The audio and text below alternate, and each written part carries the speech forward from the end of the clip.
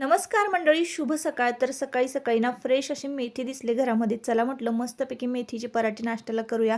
तुम्हाला हे जर कटर पाहिजे असेल तर कमेंट बॉक्समध्ये लिंक किंवा पीपी काही टाईप करा. जर यूट्यूबला बघत असाल तर प्रोडक्ट टॅग केलेलं आहे.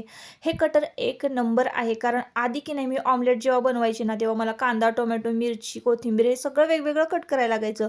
हे कटर घेतल्यापासून ना मी सगळं एकत्रच घालते. कांदा, टोमॅटो, मिरची, कोथिंबीर आणि बारीक करते. एका झटक्यातच ऑमलेट तयार होतं बरं का. आणि वेळ खूप वाचतो आणि कामही तसंच 100% चोख होतं.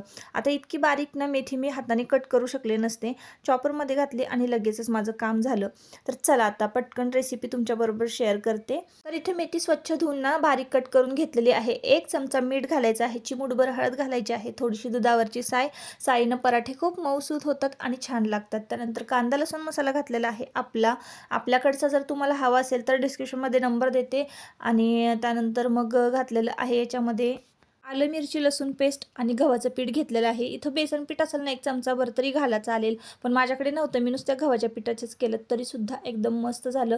हळूहळू मिक्स करून सगळी जिन्नस कोरडी मिक्स करायची आणि मग त्यानंतर पाणी घालून छान मळून घ्यायचं आणि मस्तपैकी तेल लावून भिजत ठेवायचं आणि मग पराठे लाटून घ्यायचे. अगदी चपाती लाटतो तसेच लाटायची आणि छान भाजायची तूप लावून. खरं सांगू का, एक नंबर झाले होते पराठे. स्वतःचं कौतुक करत नाही. टेस्ट करायचे असतील तर घरी या खायला. चला भेटूया नेक्स्ट ब्लॉगमध्ये. Bye bye.